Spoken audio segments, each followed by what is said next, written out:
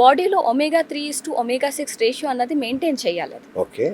So omega-3, omega-6 అది essential fatty acids. So మన body తను తయారు చేయలేదు, మనం ఇవ్వాల్సింది ఫుడ్ నుంచి. ఫిష్ ద్వారానే ఇది ఇవ్వాలి. అవును, omega-3 సోర్సెస్ చాలా ఉన్నాయి. ఫిష్ ఉంది, next chia seeds, flax seeds ఇలాగా.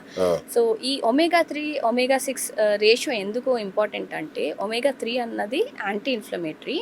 omega-6 బాడీలో శాతం పెరిగిపోయింది అనుకోండి, ప్రో ఇన్ఫ్లమేటరీగా బిహేవ్ చేస్తుంది, ప్రో ఇన్ఫ్లమేటరీ మార్కర్స్ రిలీజ్ చేస్తుంది. అంటే one is tap on the consumption. అంటే మీ ఆయిల్ కన్జంప్షన్ అది ఫస్ట్ తగ్గాలి. ఏ ఆయిల్ అయినా సరే మితి మీరితే అది ప్రమాదమే. ఇంకోటి choice of oil is also important. Seed oils general గా ఒకే సీడ్ ఆయిల్ మీద ఉండకండి, ఆసిలేట్. అంటే సీడ్ ఆయిల్ ఎందుకు వద్దంటున్నానంటే, ఆయిల్స్ తీసుకున్నప్పుడు మీరు omega-6 పెంచేసుకున్నట్లే. అంటే వంటకాల్లో ఆయిల్ యూజ్ చేసాం అనుకోండి, ఆల్రెడీ omega-6 పెరిగిపోతుంది అక్కడ కంటెంట్. సో ఈ omega-3 అండ్ omega-6 బ్యాలెన్స్ అన్నది, రేషియో అన్నది ఇంబ్యాలెన్స్. సో ఏం వాడాలి అంటే, you can opt for coconut oil, ghee, sesame కూడా సీడ్ ఆయిలే. కానీ ఇలా వర్సటాలిటీ పెంచుకోవడం వల్ల ఏది ఎక్కువగా వెళ్ళదు, బ్యాలెన్స్డ్ గా ఉంటుంది మీకు అప్రోచ్ అన్నది. ఊరిక గ్రౌండ్ నట్టే, ఊరిక కుసుము నూనె అనేసి, ఊరిక సెసమి అనేసి ఒకే ఆయిల్ కి కన్ఫైన్డ్ అయితే ఏమవుతుందంటే, మీకు omega-6 అన్నది పెరిగిపోతుంది. గ్రౌండ్ నట్ ఆయిల్ తినకపోతే అసలు తినబుద్ధి కాదండి, అదే చాలా టేస్టీగా ఉంటుంది. అలవాటు చేసుకోవాలంటే it's all about habit building. అంటే మీరు నెయ్యి యూజ్ చేయొచ్చు. అంటే ఎక్కడైతే మీకు టెంపరింగ్, ఎక్కడైతే తడక అంటారు కదా, పోపు ఎక్కడ పెట్టాలో అక్కడ మీరు నెయ్యి యూజ్ చేయొచ్చు. సలాడ్ డ్రెస్సింగ్స్ కి if you have extra virgin oil అది యూజ్ చేసుకోండి. వర్సిటాలిటీని పెంచుకోండి. Coconut oil one of the best oil. Coconut oil కూడా చాలా మంచిది, మీరు కుకింగ్ లోకి యూజ్ చేయొచ్చు. అండ్ జనరల్ గా కోకోనట్ ఆయిల్ లో జనాలు చెప్పేదంటే కొంచెం స్మెల్ ఎక్కువ వస్తుందండి కుక్ చేసేటప్పుడు అంటారు. సో ఫర్ దాట్ నేనేం చెప్తానంటే క్లయింట్స్ కి, ఆయిల్ వేయంగానే ఒక 2 గార్లిక్ పాట్స్ ఉంటాయి కదా, దంచి వేసియండి. ఆయిల్ ఫ్లేవర్ అన్నది న్యూట్రలైజ్ అవుతుంది. రాసుకోండి. అండ్ ఇదే పద్ధతి మీరు మస్టర్డ్ ఆయిల్ కూడా యూజ్ చేయొచ్చు. మస్టర్డ్ కూడా దాని స్ట్రాంగ్ ఫ్లేవర్ ఉంటుంది. ఆ ఫ్లేవర్ ని డియోడ్రైజ్ చేయాలంటే గార్లిక్ పాట్స్ దంచి వేయండి. సో కొంచెం డియోడ్రైజ్ అయిపోతుంది. Then you can absolutely habit అండి. సో ఎప్పుడైనా సరే నెలకి 4 వారాలు ఉంటే ఒక్కొక్క వారం ఒక్కొక్కది ఉంచుకోండి. మీకు ఈ రేషియో కూడా పెరగదు, ఇన్ఫ్లమేషన్ కూడా తగ్గుతుంది. సో మీరు సీడ్ ఆయిల్స్ మార్చి చూడండి, మీ బాడీలో ఇన్ఫ్లమేషన్ ఖచ్చితంగా తగ్గుతుంది. మీరు సీడ్ ఆయిల్స్ ఇలా కంటిన్యూస్గా ఇంతెంత మాత్రాల్లో యూజ్ చేస్తే మాత్రం ఇన్ఫ్లమేషన్ మీరు ఏం చేసినా తగ్గదు. ఇంటర్నేషనల్ ఆయిల్ వాడతారు కదండి, అదేంటి ఎక్స్ట్రా వర్జిన్ ఆలివ్ ఆయిల్, అదేంటి అది సీడ్ ఆయిలా లేదంటే? ఆలివ్ ఆయిల్ కూడా ఒక సీడేనండి, కానీ దానిలో పాలిఫినాల్స్ కానీ చాలా బాగుంటాయి, హార్ట్ ప్రొటెక్టివ్ ఫ్యాక్టర్స్ బాగుంటాయి. సో అది వాడచ్చు, కానీ మన ఇండియన్ కుకింగ్ కి అది పనికి రాదు. ఎందుకంటే ఆయిల్స్ టెంపరేచర్ బట్టి ఉంటుంది. ఆ టెంపరేచర్ దాటి దాన్ని యూజ్ చేస్తే దాని ఫామ్ మారిపోయి అది మనకి అడ్వర్స్ గా మన బాడీలో ఎఫెక్ట్ చూపిస్తుంది. అందుకే ఆయిల్ టెంపరేచర్ అన్నది ఇంపార్టెంట్. రైస్ బ్రాన్ కూడా చాలా మంచిదండి. బట్ రైస్ బ్రాన్ కూడా చాలా మంచిది. రైస్ బ్రాన్ ఎలా అంటే కోల్డ్ ప్రెస్డ్ యూజ్ చేయాలి, మన రిఫైన్డ్ ఆయిల్ కాదు, రిఫైన్డ్ రైస్ బ్రాన్ కాదు. కోల్డ్ ప్రెస్డ్ మీకు గనక రైస్ బ్రాన్ దొరికితే చాలా వర్సటైల్ ఆయిల్. అది సీడ్ కోల్డ్ ప్రెస్డ్ లో రైస్ బ్రాన్ లేదనుకుంటాండి, కొన్ని బ్రాండ్స్ వస్తున్నాయండి, లోకల్ దొరకదు మీకు, కొన్ని బ్రాండ్స్ ఉన్నాయి. So cold pressed rice bran oil cold pressed మీరు యూజ్ చేయాలి. సో ఇలా ఆయిల్స్ లో కూడా మీరు వర్సటాలిటీ పెట్టుకున్నా మీకు సీడ్ ఆయిల్ వల్ల వచ్చే ముప్పు కొంచెం తగ్గుతుంది. మీ బాడీకి కూడా డిఫరెంట్ ఆయిల్స్ అన్నది చాలా ఇంపార్టెంట్ సజెషన్ మేడం. వండర్ఫుల్. ఇంకొకటి మేడం, ఈ మధ్య మగవాళ్ళలో టెస్టాస్టిరాన్ లెవెల్స్ బాగా పడిపోతున్నాయి, దాంతో పాటు ఫెర్టిలిటీ రేట్ కూడా చాలా పడిపోయింది చూస్తున్నాం. సో ఫెర్టిలిటీ సెంటర్స్ ఇవి ఎలా పెరిగిపోయాయి కూడా మనం చూస్తున్నాం. మరి ఈ టెస్టాస్టిరాన్ లెవెల్స్ని ప్రాపర్గా ఉంచుకోవడాన్ని కూడా డైట్తో మనం సెట్ చేసుకోవచ్చా అండి?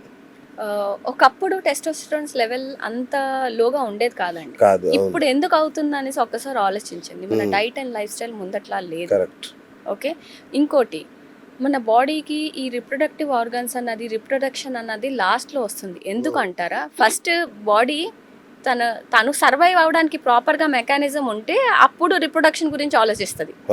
అది ఒక జనరల్ టెండెన్సీ. అంటే మీ బాడీలో ప్రాపర్ ఎన్వైరన్మెంట్ లేదు. బాడీ ఎలా చూస్తుందంటే మీ బాడీలో ప్రాపర్ ఎన్వైరన్మెంట్ ఇంకా రిప్రొడక్షన్కి ప్రాపర్ ఎన్వైరన్మెంట్ ఉన్నప్పుడే ఆ కైండ్ ఆఫ్ హార్మోన్స్ అనేది పుష్కలంగా అది ప్రొడ్యూస్ చేస్తుంది. ఓకే అలా లేనప్పుడు అది కూడా ఇక్కడ ఎన్వైరన్మెంట్ సమంగా లేదు, ఇది ప్రొడ్యూస్ చేసి కూడా వేస్ట్ అనేసి అది టెస్టోస్టెరాన్ లెవెల్స్ కూడా తగ్గిపోతాయి. So Okay. మీ బాడీలో ఇన్ఫ్లమేషన్ ఉంది, ఆక్సిడేటివ్ స్ట్రెస్ ఉంది, ఇన్సులిన్ రెసిస్టెన్స్ జరుగుతుంది. ఇవన్నీ జరుగుతున్నప్పుడు you expecting your testosterones to be normal is out of the box. Okay ఇవన్నీ జరుగుతున్నప్పుడు మీకు దాని మీద టెస్టోస్టెరాన్ అన్నది ప్రాపర్గా రిలీజ్ కాదండి. ఓకే స్ట్రెస్ ఒకటి యాడ్ ఆన్ మళ్ళీ. అచ్చా సో మీరు టెస్టోస్టెరాన్ ఇంక్రీజ్ చేయాలంటే first me diet and life స్టైల్ని బెటర్ చేయాలి, దాని కాంట్రిబ్యూటింగ్ ఫ్యాక్టర్స్ని బెటర్ చేయాలి. ఫుడ్స్లో వస్తే మీరు మంచి హోల్సమ్ ఫుడ్స్ తీసుకోవాలి, అల్ట్రా ప్రాసెస్ ఫుడ్స్ అవాయిడ్ చేయాలి, అండ్ ఫ్రీక్వెంట్ స్నాకింగ్ అవాయిడ్ చేయాలి, మీ షుగర్ లెవెల్స్ని ప్రాపర్గా కంట్రోల్లో ఉంచుకోవాలి. These are the little things. అంటే పెద్ద డ్రాస్టిక్ చేంజెస్ కాదు, మీరు రోజు ఏదైతే చేస్తారో దీనివల్లే మీ ఇవన్నీ ఇంపాక్ట్ ఖచ్చితంగా మీ బాడీ మీద ఉంటుంది. అలాగే మీ హార్మోన్స్ మీద కూడా దీని ఇంపాక్ట్ అన్నది ఉంటుందండి. ఓకే ఓకే సో మ్యామ్, యాక్చువల్గా మీరు చూడడానికి 10th క్లాస్ అమ్మాయిలా కనిపిస్తారు బయట చూడడానికి. మీ ఏజ్ ఎంతో తెలిస్తే మన వాళ్ళందరూ కింద పడిపోతారు, కాబట్టి ఆ సీక్రెట్ చెప్పను. బట్ ఏంటి మీ సీక్రెట్? ఈ అంటే ఆటోఫేజీ మెకానిజం లాంటిది ఏమన్నా అప్లై చేస్తారా, వాడతారా? ఫస్ట్ ఆఫ్ ఆల్ ఆటోఫేజీ అన్నది ఏంటో తెలియాలండి. Yes. అది డీప్ క్లీనింగ్ ప్రాసెస్ మన బాడీకి. ఓకే ఎలాగా అంటే మనం 6 monthsకి ఒకసారి 3 monthsకి ఒకసారి మన హౌస్ని ఎలాగ డీప్ క్లీన్ చేసుకుంటామో అలా బాడీకి కూడా అవసరం అది. ఓకే అంటే రోజు ఏదైతే వేర్ అండ్ టేర్ జరుగుతుందో సెల్స్లో కానీ మన బాడీలో చాలా ఇలా కచ్చరా కూడా జమ అయిపోతుంటుంది. అది ఎప్పటికప్పుడు క్లీన్ కావాలి. అంటే ఇమాజిన్ యువర్ హౌస్, మీ ఇంట్లో సామాన్లు ఎలా పడితే అలాగా ఫర్నిచర్ డస్ట్ ధూళితో పాటు ఇంకా క్లీన్ చేయకుండా అలా ఉన్నాయనుకోండి, మీ ఇంట్లో ఆ ఫీజు అంటే మీ ఎన్వైరన్మెంట్ ఎలా ఉంటుంది. సో అంత అనుకూలంగా ఉండదు, చికాక్ అన్ని మొహం మీద ఉన్నట్లు చాలా ఎలా ఉంటుందో బాడీకి కూడా అంతేనండి. ఆటోఫేజీ అంటే మీరు అంటే క్లీనింగ్ ప్రాసెస్, ఓకే అంటే డీప్గా క్లీన్ చేయడం. అంటే బాడీ తనను క్లీన్ చేసుకునేలాగా చేస్తారా? అవునండి. ఎలా చేస్తాము అని అంటే ఇప్పుడు మీరు ఒక రోజు ప్రోగ్రామ్ పెట్టుకున్నారండి, ఇవాళ ఇల్లు మొత్తం సాఫ్ చేయాలన్నప్పుడు ఆ రోజు వంట కార్యక్రమం పెట్టుకుంటారా, లేకపోతే లైట్గా ఏదైనా తీసుకుంటారా? అంతే కదా, లైట్గా ఏదైనా తీసుకుంటాం, బయట నుంచి తెప్పించుకుంటారు అంతే. సేమ్ అలాగే మీరు ఆటోఫేజీని యాక్టివేట్ చేయాలి అంటే మీరు ఎంత న్యూట్రియంట్స్ తక్కువ ఇస్తే అంత మంచిది. దాన్ని ఎక్కువ అంటే తిని డైజెషన్కి ప్రతిసారి పని ఇవ్వకూడదు, ఒక్కొక్కసారి గ్యాప్ కూడా ఇవ్వాలి.